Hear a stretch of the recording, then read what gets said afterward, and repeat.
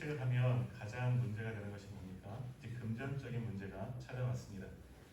그래서 이 사람이 무엇을 하든지 어디서든지 좀 돈을 좀 벌어야겠다라고 생각을 하는데 일거리 찾기가 참 쉽지 않았습니다. 그래서 고민하던 가운데 이제 광고에서 동물원에서 사람을 직원을 뽑는다 하는 그런 광고를 보고 찾아갔습니다. 또 이제 그 동물원 원장님을 만나고 또 면접을 보고 또 쉽게 채용되었습니다.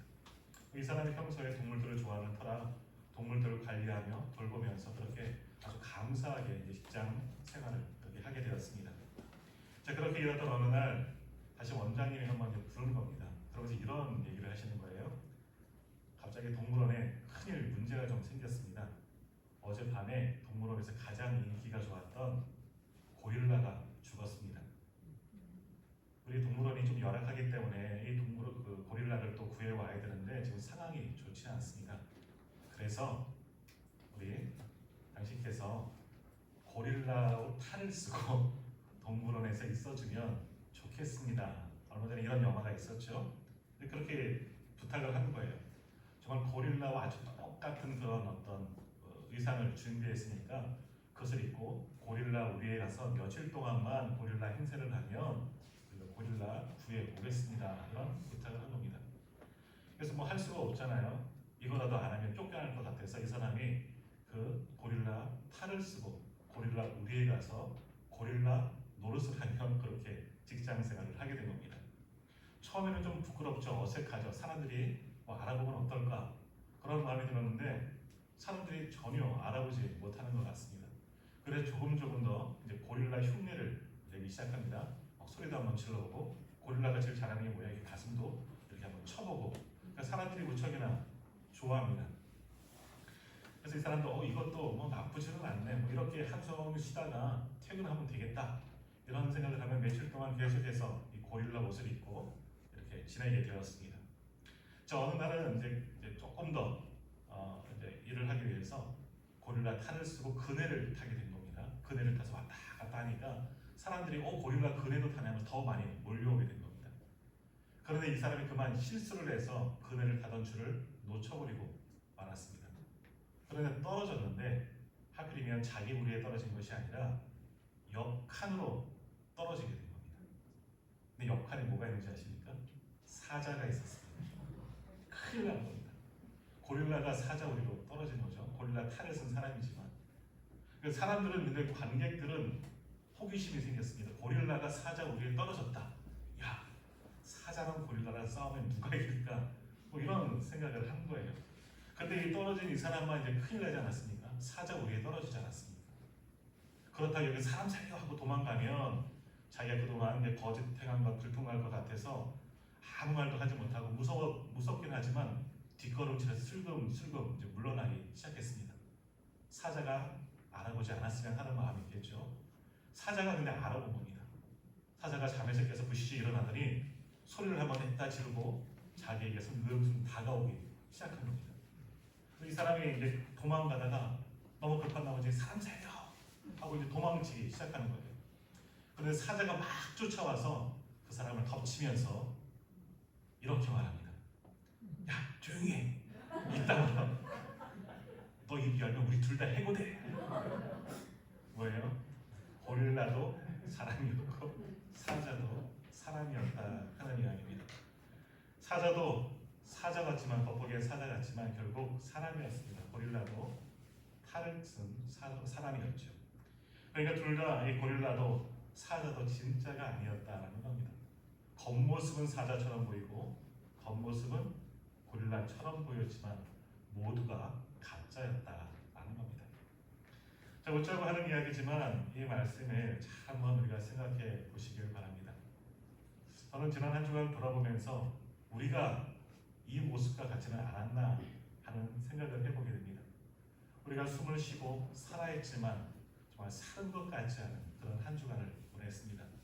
더욱이 저는 목사이고 우리 성도님들은 성도인 그런 모습으로 살아왔지만 겉모습만 목사이고 겉모습만 성도인 그런 삶을 살지는 않았나, 그런 한 주간은 아니었나 그런 생각을 해보게 되었습니다. 거기 우리는 지난 한 주간 우리 사회적 거리두기 2.5단계가 실시하는 가운데 여러 가지 제약이 있었습니다. 또 교회도 어쩔 수 없이 상황 속에서 지난 한 주간은 비대면 예배로 또 드리게 되었습니다. 지난 한 주간 그 교회에 혹시 오셨던 분들은 보셨겠지만 정부 시책에 적극 협조하는 마음으로 이렇게 비대면 예배를 드린다 그런 문구를 드렸습니다. 정말 우리나라의 국민으로서 정부 시책에 적극 우리는 협조해야 되겠지요. 그러나 한편으로 저는 목사로서 또 우리 성도로서 이렇게 비대면 예배하는 것이 옳은 일인가 하는 그런 고민을 참 많이 했고 또 이렇게 같이 모여서 이렇게 공예배를 드리지 못하는 것에 의해서 참 마음이 아픈 그런 한 주간을 보냈습니다. 그러나 상황은 바뀌지 아니하더라도 그래도 우리가 다시금 하나님 앞에 나와 이렇게 줄만치 않으셨지만 그래도 앉아서 함께 예배하게 되는 것은 또한 하나님의 은혜인 줄 믿습니다.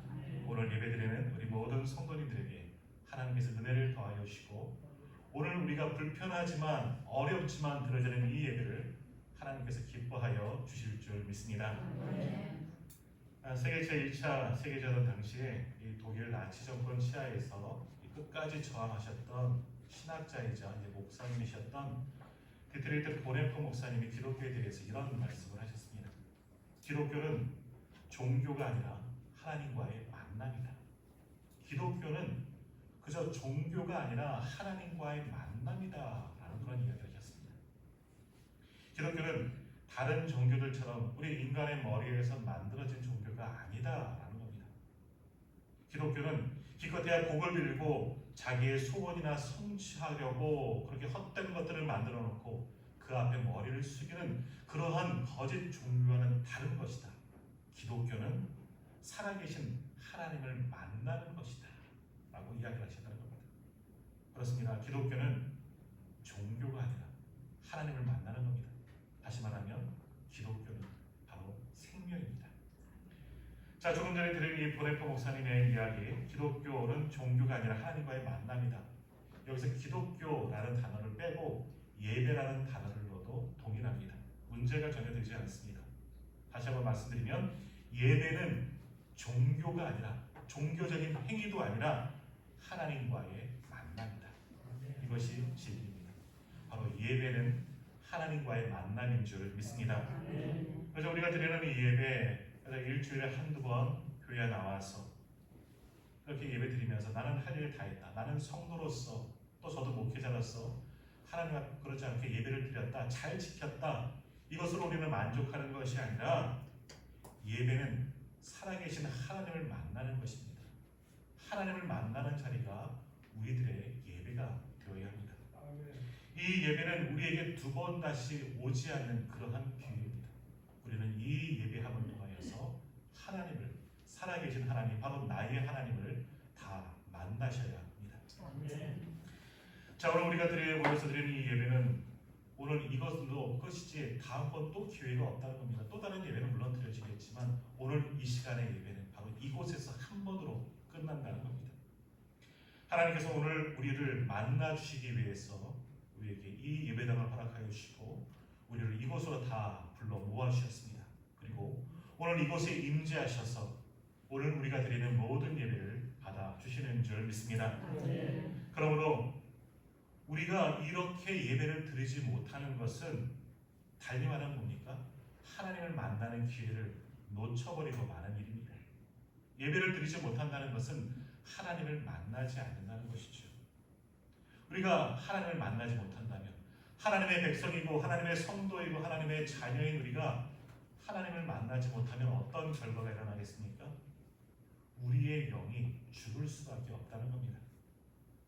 그러니까 우리가 온전한 예배를 통해서 하나님을 만나지 못하면 우리의 생명은 점점 죽어갈 수밖에 없습니다. 그래서 기독교는 종교가 아니라 하나님을 만나는 것이고 기독교는 다시 말하면 예배는 그 자체가 생명입니다. 즉 예배는 종교적인 어떤 의무감으로 무언가 내가 얻기 위해서 드려지는 그런 행위가 아니라 바로 생명을 얻기 위해서 영적인 생명을 얻고 하나님을 만나는 그런 영적인 행위가 바로 오늘 우리가 드리는 예배인 줄 믿습니다. 우리가 이러한 예배를 드리지 못하면 결국 우리는 하나님을 만나지 못하고 생명의 근원 되신 하나님을 만나지 못하기 때문에 우리는 죽을 수밖에 없다는 겁니다. 세상 사람들은, 불신자들은 이해할 수 없겠죠. 그것이 뭐 생명과 연관이 있겠느냐. 그것을 우리가 어떻게 설명하고 그들을 설득할 수 없을지 모르겠지만 우리는 우리 스스로 예배를 소중히 여기시고 이 예배를 통해서 하나님을 만나고 하나님을 만남을 통해서 우리의 영이 산다는 것을 믿을 수 있고 증거할 수 있는 저 우리 모든 성도님들이 다 되시기를 소망합니다. 아멘. 그리고 이 예배를 통해서 우리의 생명도 얻고 하나님께 영광 돌리고 큰 은혜 받아 누릴 수 있기를 간절히 주님의 이름으로 축원합니다. 아멘. 자, 오늘 본문의 말씀 이제 다니엘을 보시면 다니엘도 누구 못지않게 예배를 소중히 여기는 사람입니다. 상황과 여건에 굴하지 아니하고 하나님과의 약속한 그 시간을 지키며 철저히 하나님을 섬기며 예배하였던 사람이 바로 다니엘입니다.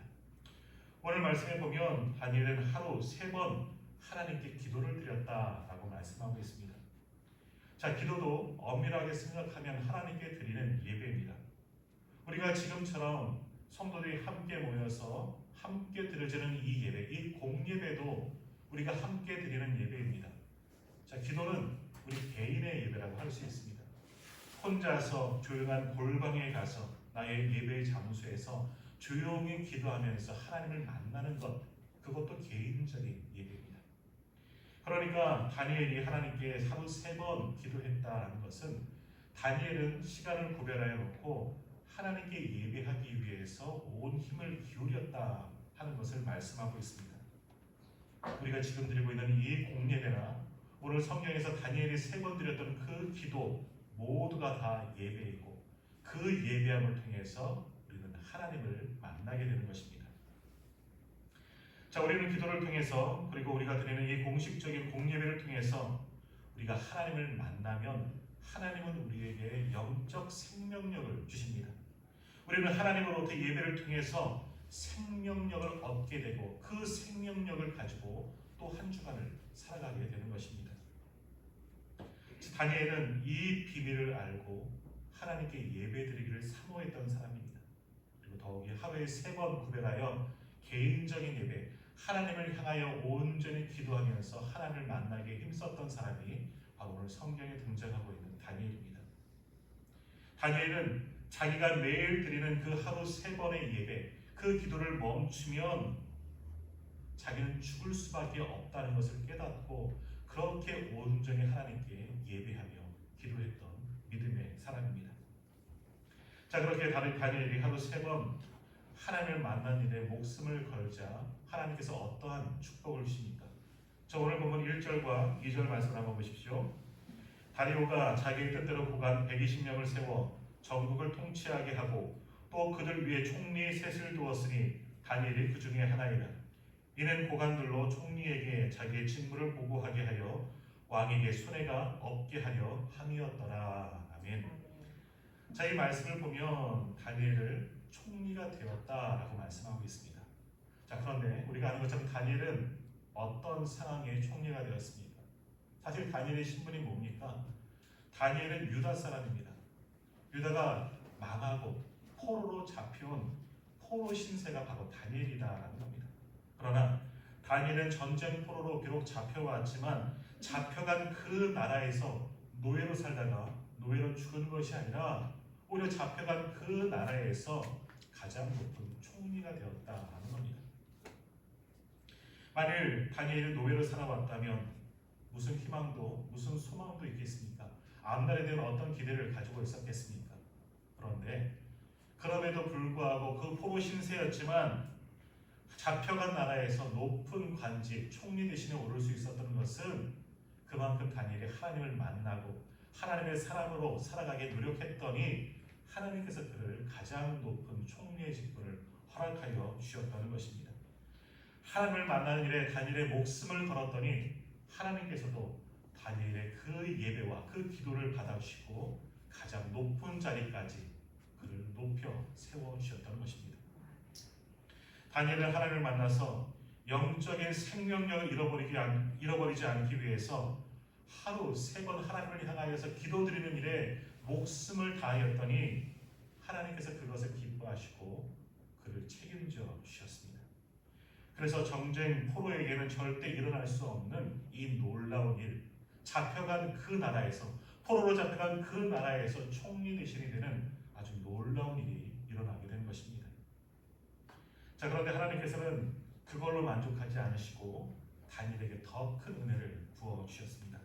자, 3절 말씀을 한번 보십시오. 3절입니다. 다니엘은 마음이 민첩하여 총리들과 고관들 위에 뛰어남으로 왕이 그를 세워 전국을 다스리게 하고자 한지라. 아멘. 자, 다니엘이 총리가 되었습니다. 그때 그 바사 제국을 다스리던 왕은 다리오 왕이었는데 다니엘이 마음에 든 겁니다. 그래서 총리가 셋이 있었는데 그들 가운데서도 가장 뛰어난 총리로, 으뜸 총리로, 소위 선임 총리로 세워주셨다는 겁니다. 자국민을 세운 것도 아니라 남의 나라에서 포로로 잡혀온 그 사람이 뛰어나기 때문에 자기 나라의 가장 높은 벼슬, 바로 왕 바로 밑에 있는 그 자리의 직분을 다니엘에게 주었다라는 겁니다. 그 이유가 무엇입니까? 바로 다니엘이 하나님께 온전히 예배하였기 때문에. 하나님께 예배하는 것, 하나님께 기도하는 것 포기하지 아니하고 목숨을 걸고 예배하는 것을 지켰더니 하나님께서 그러한 마음을 주시고 또 왕의 마음을 바꾸시고 모든 상황을 바꾸셔서 전혀 상상하지 못한 이런 놀라운 일들을 이루어 주셨다는 것입니다. 왜 하나님께서 다니엘에게 이런 은혜를 베풀어 주셨습니까? 다니엘이 누구보다도 하나님을 사랑하고 하나님을 섬기며 예배하기 힘썼기에 목숨을 걸고 하나님께 예배하는 것을 지켰기에 하나님께서도 목숨을 걸고 그를 가장 높은 자리로 올라갈 수 있는 은혜를 베풀어 주셨다는 것입니다. 자, 당시 바사 제국은 그 주변에서 가장 강대국이죠. 가장 큰 나라였습니다. 그 큰 제국, 그 큰 나라에서 가장 높은 총리에 올랐으니 다니엘이 사실 얼마나 바빴겠습니까? 분주했겠습니까? 가장 큰 제국이었던 그 나라의 총리였기에 다니엘은 아침에 눈을 뜨면서 밤에 잠들 때까지 정말 공식적인 스케줄이 아주 가득 차 있었을 것입니다. 조금도 빈틈없는 그런 일과를 보냈을 것입니다. 개인적으로 어떤 시간을 낸다는 것 정말 힘든 일이었을 겁니다. 어쩌다가 한 번쯤은 자기를 위한 시간을 투자할 수 있겠죠. 그런데 오늘 성경은 뭐라 증거하고 있습니까? 그럼에도 불구하고 그렇게 바쁜 일정 여러 가지 상황 속에서 불구하고 다니엘은 하루 3번 시간을 구별하여서 시간을 정하여서 하나님을 만났다. 하나님께 예배했다. 하나님께 기도하였다. 성경은 증거하고 있습니다. 아무리 바쁜 일정이 있고 중요한 일정이 있지만 하나님을 만나는 시간보다 더 중요한 것이 없다는 것을 다니엘은 믿었습니다. 그래서 그 분주한 총리의 일을 하면서도 다니엘은 시간을 정해두고 하나님께 예배하는 일을 멈추지 않았습니다. 다니엘은 하나님을 만나는 그 일이 다른 모든 일보다 더 중요하고 더 고귀한 일이었기 때문에 그 일에 목숨을 걸고 정말 하나님께 예배하는 것을 지켰던 그런 믿음의 사람이었던 것입니다. 미국의 존 워너메이커라는 그런 분이 있죠. 최신부 장관을 했지만 존 워너메이커의 별명은 백화점 왕입니다. 당시 그가 운영하던 그 백화점이 미국 전역에서 가장 크고 가장 많이 있었습니다. 많은 돈을 벌었죠. 그 백화점을 운영하다 보니까 이 존 워너메이커도 얼마나 바쁜 일과를 보냈겠습니까? 자, 그런데 미국 정부는 그런 존 워너메이커가 뛰어나기 때문에 최신부 장관직을 제의하고 이 일을 맡아달라고 그에게 부탁을 했습니다. 그러자 존 워너메이커는 그 부탁을 들어주는 대신에 조건을 하나 달았습니다. 그게 뭡니까? 자기가 맡은 고향 교회, 주일 학교에 가서 교사의 직분을 감당하겠다. 내가 최신부 장관이 되어서 여러 가지 분주한 일정이 있을지라도 주일은 꼭 지키겠다. 그것을 조건으로 걸었습니다. 그래서 미국 정부도 그 부탁을 들어주었죠. 그래서 존 워너메이커는 회장이면서 백화점의 회장이면서도 또 동시에 한 나라, 미국이라는 큰 나라의 최신부 장관이면서도 주일 빠짐없이 자신의 고향에 돌아가서 예배를 드리고 또 주일 학교에서 아이들을 가르치는 교사의 직분을 감당했다라는 겁니다. 그렇게 온 힘을 다해서 온 열정을 다해서 하나님을 섬겼더니 하나님께서 더 큰 부와 복을 이 존 워너메이커에게 허락하셨다는 겁니다. 마태복음 6장 33절에서 우리에게 말씀합니다. 너희는 먼저 그의 나라와 그의 의를 구하라. 그리하면 이 모든 것을 너희에게 더하시리라. 가장 먼저 하나님의 일을 생각할 때, 가장 먼저 하나님의 나라와 하나님의 의를 구할 때 하나님께서 더 좋은 것을 우리에게 허락하여 주실 것이다 약속하여 주셨습니다. 마찬가지로 존 워너메이커도 하나님을 섬기는 일에 가장 우선을 두었더니 하나님께서 더 귀하게 더 많은 것을 채워지는 그런 은혜를 얻게 되었던 것입니다. 자, 오늘 부분의 다니엘도 마찬가지입니다. 다니엘을 하루 3번 하나님을 만나는 그 일에 목숨을 걸었습니다. 하나님께 예배하는 것, 그것을 잊지 않고 하나님께 기도하는 시간 정해서 온전히 그 시간을 하나님께 드렸습니다. 자신의 생명을 다하여서 하나님을 만나는 시간을 지켰더니 하나님께서는 다니엘에게 은혜를 베풀어 주시는데 포로로 잡혀갔던 그 나라에서 가장 높은 총리 대신이 되는 그런 축복을 다니엘에게 허락하여 주셨던 것입니다. 다니엘이 모든 일을 기도하고 하루 3번 자기가 정해놓은 시간 그 기도하는 것 다른 사람들이 보면 못마땅했겠죠. 이해가 가지 않겠죠. 아니 그게 뭐가 중요하냐? 나라를 섬기고 그 직분을 하는 것이 더 중요하지 않겠냐? 그를 비아냥거리는 사람들이 얼마나 많이 있었겠습니까? 조금 전에 말씀드렸던 존 워너메이커, 그가 매주 일요일만 되면 멀리 비행기를 타고 고향 땅 가서 그 작은 교회에 가서 예배하고 아이들 가르치는 것, 이거 잠깐만 멈춰도 되지 않겠냐? 손가락질 하는 사람이 왜 없었겠습니까? 그러나 그들은 그 일이 목숨과 같은 일이었습니다. 하나님께 나아가서 예배하는 것, 하나님께 기도하는 것, 자기에게 주어진 이 어린 생명들을 가르치는 것, 이것을 하나님께서 최고로 기쁘게 여기셨다는 것 알고 있었기 때문에 오늘 부분에 다니엘도 조금 전 말씀드렸던 존 워너메이커도 그 일에 목숨을 걸고 끝까지 지켰던 사람들입니다. 그러기에 하나님께서 그 정성과 그 예배를 기쁘게 받아주시고 그들에게 하나님께서 최고로 큰 복을 허락하여 주셨던 것입니다. 자, 그래서 오늘 다니엘 보십시오. 하나님께서 이제 그러한 다니엘의 예배, 그러한 열심을 보시고 그를 기쁘시게 여기시고 그를 축복하십니다. 4절 말씀에서 이렇게 말씀하고 있습니다. 이에 총리들과 고관들이 국사에 대하여 다니엘을 고발할 근거를 찾고자 하였으나 아무 근거, 아무 허물도 찾지 못하였으니 이는 그가 충성되어 아무 그릇됨도 없고 아무 허물도 없음이었더라 라고 말씀하고 있습니다. 사실 다니엘에게는 대적자들이 많이 있었습니다. 그를 시험하는 사람들이 있었죠. 왜겠습니까? 저게 뭔데 총리 대신까지 올랐습니다. 더군다나 포로로 잡혀온 주제에 가장 높은 자리에 올랐으니 얼마나 그를 미워하는 사람들이 많았겠습니까? 3명의 총리가 있다 그러지 않았습니까? 다른 2명의 총리가 상대적인 박탈감과 열등감으로 얼마나 다니엘을 미워했겠습니까? 다른 관리들도 포로 주제에 저 높은 자리에 올랐으니 다니엘이 얼마나 믿고 시기 질투가 생겼겠습니까? 그래서 다니엘을 뒷조사해서 뭔가 허물을 찾아서 그를 고발하려고 했지만 오늘 4절에서 뭐라고 말씀합니까? 어떠한 허물도 찾지 못하였다. 어떠한 흠도 찾지 못하였다 라고 말씀하고 있습니다. 다니엘이 하루 3번 하나님을 만난 일에 목숨을 걸었더니 또 하나님께서 그를 붙들어주시고 또 그도 하나님을 만난 하나님의 백성답게 세상 속에서 정직하게 살아갔던 겁니다. 그랬더니 하나님 앞에도 정직하고 사람들 앞에도 정직했더니 그에게 어떤 흠도 잡을 것이 없는 아주 정직한 사람, 온전한 사람으로 그렇게 사람들도 인정할 수밖에 없었다 하는 그런 말씀입니다.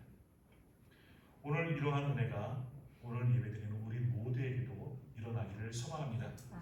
오늘 우리도 이 예배하는 일, 세상 사람들이 보기에는 좀 쉬지, 좀 멈춰도 되지 않겠니? 꼭 그렇게 해야 하겠니? 하지만 오늘 우리는 이 일에 최선을 다해야 합니다. 그럴 때 이 예배함을 통해서 하나님께서 오늘 우리에게 다니엘에게 주셨던 그 복을 허락하여 주실 줄 믿습니다. 그러나 우리는 이 예배함을 통해서 하나님을 만나고 하나님께서 주시는 영적인 생명력을 얻게 되는 줄 믿습니다. 세상 사람들은 그것을 잘 이해하지 못하죠. 십자가의 도도 미련한 것이라 손가락질하는 사람들이기 때문입니다. 우리는 이 예배하는 것이 은혜이고 이 예배하는 것이야말로 가장 큰 은혜이고 하나님을 만나고 생명을 얻게 되는 일인 줄 믿습니다. 오늘 우리는 이 예배 그저 형식적인 모습으로 늘 습관적인 모습으로 나와서 그래서 오늘 한번 예배드리고 만족하고 돌아가는 것이 아니라 오늘 우리는 예배하면서 정말 살아있는 예배, 하나님께서 가장 원하시는 그 예배, 그리고 이곳에 임재하신 하나님을 만나고 경험하는 그 예배를 드리고 그런 하나님과 동행하는 우리 모든 성도님들이 다 되시기를 축복합니다. 하나님께서 오늘도 이러한 마음으로 드리는 우리들의 예배를 받으시고 이 예배가 멈춰지지 아니하도록 축복하여 주실 줄 믿습니다. 더욱이 모든 상황 가운데서도 우리의 예배뿐만이 아니라 다시 한번 한국교회의 예배가 회복되도록 인도하여 주시고 모든 한국교회를 든든히 세워 주실 줄 믿습니다. 예배는 생명입니다. 사람들은 어떻게 생각할지 모르지만 우리에게 있어서 예배는 생명입니다. 우리는 예배드림을 통하여서 하나님의 임재를 경험할 수가 있습니다. 우리는 이 예배를 통해서 이곳에 나와서 우리는 하나님을 만날 수 있습니다. 그 하나님이 이미 나를 만나셨고 나를 인정하여 주신 줄 믿습니다. 오늘 예배를 통해서 다시 한번 하나님께서 주시는 영적 생명력을 얻고 또 한 주간 믿음으로 승리하고 우리가 있는 그 자리에서도 참된 예배자로 살아갈 수 있는 저와 우리 모든 성도님들이 다 되시기를 주님의 이름으로 축복합니다.